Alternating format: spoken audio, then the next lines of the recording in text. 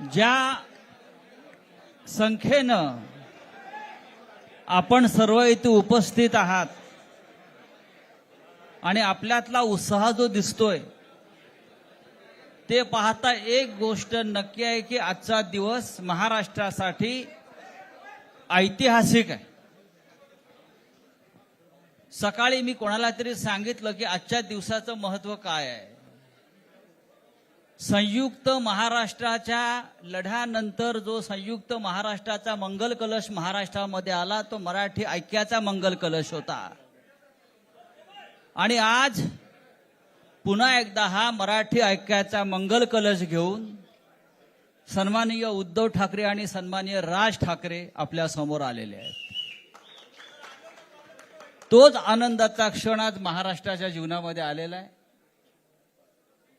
मी अजिबात यापुढे काही बोलणार नाही। हाच मंगल कलश मुंबईसह अनेक महानगरपालिकांमध्ये विजयी भगवा ध्वज फडकवल्याशिवाय राहणार नाही आणि या महाराष्ट्राला फक्त ठाकरेच नेतृत्व देऊ शकतात आणि महाराष्ट्र ठाकरेंच्याच मागे जाईल हे सांगणारी आजची पत्रकार परिषद आणि आजचा दिवस आहे। मी यापुढला सूत्र ही माननीय उद्धव ठाकरे व माननीय राज ठाकरे यांच्याकडे देतो।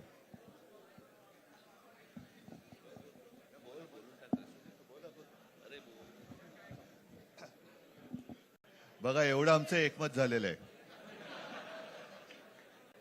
सर्वांचं स्वागत करतोय आणि आता संजय राऊत यांनी संयुक्त महाराष्ट्राच्या लढ्याची आठवण करून दिली।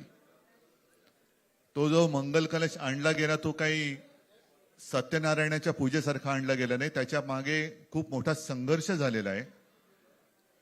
105 107 किंवा त्याहूनही जास्त मराठी माणसांनी बलिदान देऊन मुंबई महाराष्ट्राला मिळवून दिली आणि त्याची आठवण आज होणं स्वाभाविक आहे। कारण आम्ही आज दोघेही इथे बसलेलो आहोत ठाकरे बंधू। आमच्या दोघांचेही आजोबा प्रबोधनकार हे संयुक्त महाराष्ट्राच्या लढ्यामध्ये पहिल्या 5 सेनापतींमधले एक सेनापती, त्यांच्या सोबत माझे वडील म्हणजे शिवसेना प्रमुख हिंदू हृदय सम्राट बाळासाहेब ठाकरे, राजचे वडील म्हणजे माझे काका श्रीकांतजी ठाकरे, म्हणजे अख्खं ठाकरे घराणं त्यावेळेला मुंबईसाठी संघर्ष करत होता। त्याच्यानंतरचा इतिहास मी काही आता तुम्हाला सांगत बसत नाही, पण मुंबई महाराष्ट्राने मिळवल्यानंतर मुंबईमध्येच मराठी माणसाच्या उरावरती उपरे नाचायला लागले आणि त्यावेळेला न्याय हक्कासाठी शिवसेना प्रमुखांना शिवसेनेला जन्म द्यावा लागला। साधारणतः 60-65 वर्ष आता होतील, पुढच्या वर्षी शिवसेनेला 60 वर्ष होतील। इतकी वर्ष व्यवस्थित गेली आणि आज परत आपण पाहतो आहोत की मुंबईचे लचके, मुंबईच्या चिंधड्या उडवायच्या हे मनसुबे त्यावेळेला ज्यांना मुंबई पाहिजे होती त्यांचेच प्रतिनिधी जे वरती दोघं जण, वरती म्हणजे इकडे नाही दिल्लीत बसलेले आहेत, त्यांचे मनसुबे आहेत। आणि आता जर का आपण भांडत राहिलो तर मग तो जो काय संघर्ष, ते जे काय हुतात्मा स्मारक आहे त्याचा मोठा अपमान होईल। आज आम्ही आमचं कर्तव्य म्हणून एकत्र आलेलो आहोत आणि मी मागेच म्हटलं एकत्र आलो आहोत ते एकत्र राहण्यासाठी।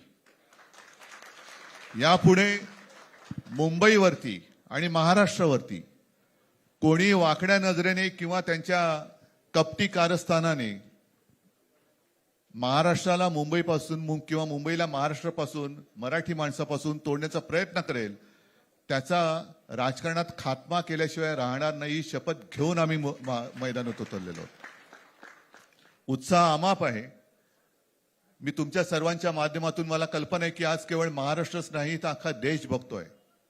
मी सर्वांना विनंती करतोय, आवाहन करतोय आणि एक सूचना सुद्धा करतोय. कारण मागे विधानसभेच्या वेळेला भारतीय जनता पक्षाने जो एक अपप्रचार केला होता, बटेंगे तो कटेंगे, तसंच मी मराठी माणसाला सांगतोय की आता जर का चुकाल तर संपाल, आता जर का फुटाल तर पूर्णपणे संपून जाल. म्हणून परत एकदा तुटू नका, फुटू नका आणि मराठीचा वसा टाकू नका, हाच एक संदेश मी आमच्या आज दोघांच्या युतीच्या निमित्ताने संपूर्ण महाराष्ट्राला देतो आहे. आणि मला खात्री आहे की मराठी माणूस हा सहसा कोणाच्या वाटेला जात नाही, पण त्याच्या वाटेला जर का कोणी आलाच तर त्याला परत जाऊ देत नाही. मी सगळ्यांना परत मनापासून धन्यवाद देतो. आणि राज,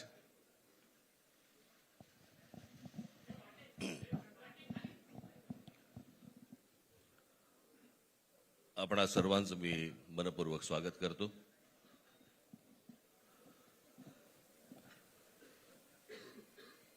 जे काय बाकी बोलायचंय ते सगळं जाहीर सभा जेव्हा सुरू होतील त्यावेळेला बोलूच आम्ही.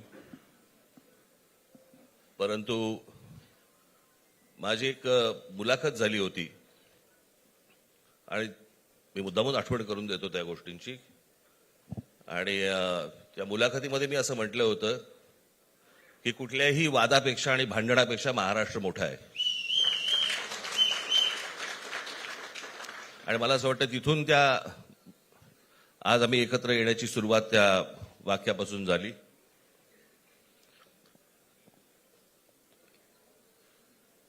कोण किती जागा लढवणार, आकडा काय, हा नाही सांगणार तुम्हाला.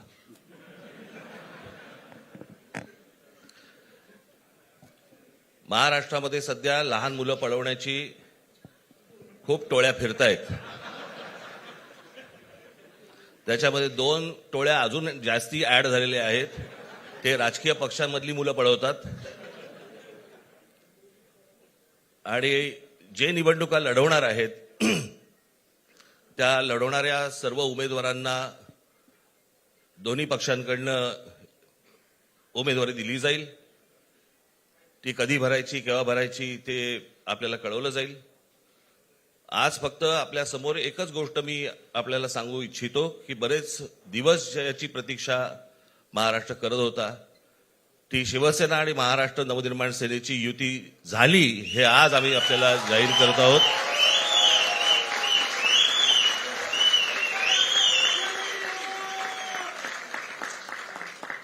धन्यवाद.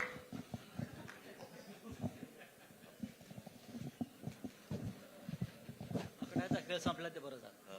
नाही, आकड्यांचा खेळ आता सांगायचं नाही.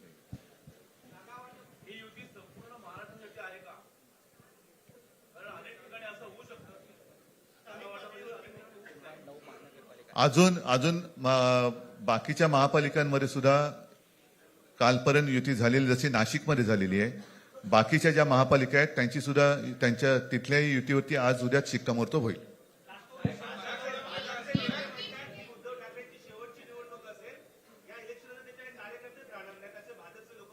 लोक कोण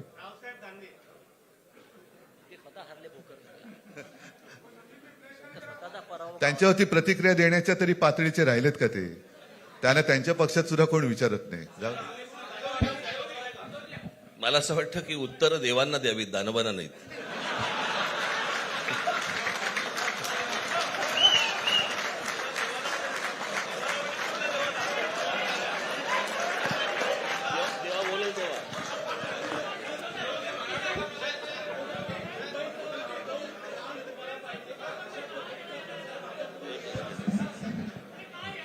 मुंबईचा महापौर मराठीत होणार आणि तो आमचाच होणार.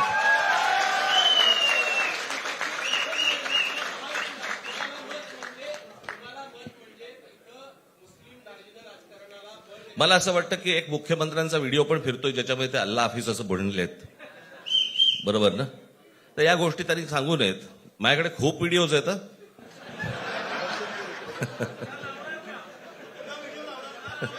काय ते काय बोलतात त्याच्यावरती माझे व्हिडिओ तयार असतील.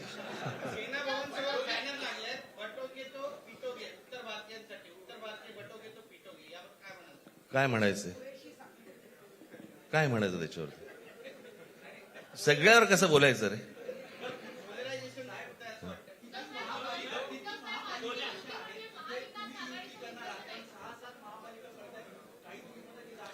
मला असं वाटतं आज मुंबईचं मी तुमच्यासमोर आम्ही जाहीर करत आहोत आणि बाकीच्या जशा अशा होतील तशा तुम्हाला कळवलं जातील.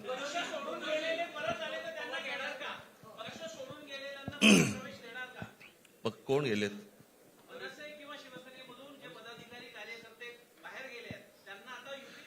येऊ तर देत पहिलं. हे जरतर वरतीच खूप असतं सगळं.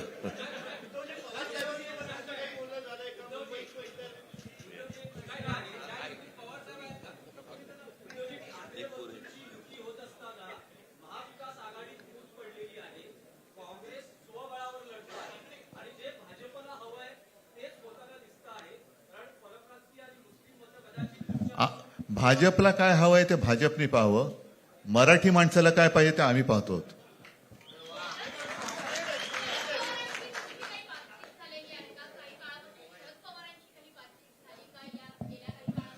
चर्चा सुरू आहे. बघू त्यांच्यात. आम्ही आज आमची युती जाहीर केलेली आहे, शिवसेना आणि महाराष्ट्र नवनिर्माण सेना. जे महाराष्ट्र प्रेमी आहेत त्याच्यात काही भाजपातले सुद्धा अस्सल मराठी आहेत, ते सुद्धा येऊ शकतात. ही महाराष्ट्र रक्षणासाठी महाराष्ट्र प्रेमींची युती आहे. त्याच्यात काही जण भाजपमध्ये सुद्धा आहेत, त्यांना हे जे काही चालले ते पाहवत नाहीये किंवा सहन होत नाहीये, ते सुद्धा येऊ शकतात.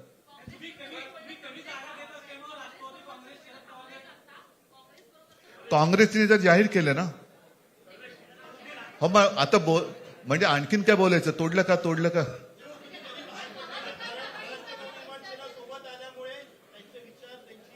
बघा, मला बाकी कोण काय म्हणते त्याच्याशी काही कर्तव्य नाही.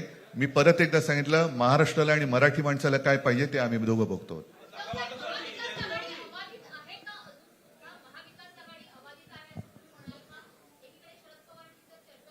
सगळे पक्ष बाहेर पडून आघाडी अबाधित आहे.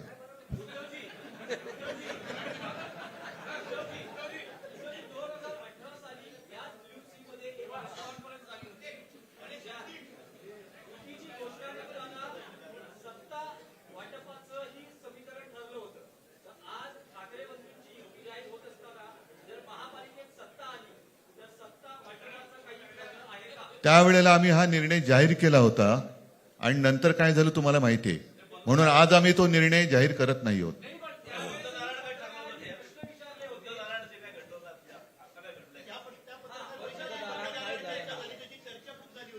आता आमचं दोघांचंच घर आहे ना, दार बंद कशाला करायचं? ठीक आहे, चला. मला असं वाटतं बाकीच्या प्रश्न आता काही तसं काही नाहीये. निवडणुकीपूर्वी अरे झालेलं आहे ना जागा वाटप. माझी निघताना फक्त एकच छोटी विनंती आहे. ज्यांचं मुंबईवरती, महाराष्ट्रावरती, मराठी माणसावरती प्रेम आहे, अशा सर्व माझ्या पत्रकार बांधव भगिनींना माझी विनंती आहे की आमच्या पाठीमागे उभे राहा. धन्यवाद.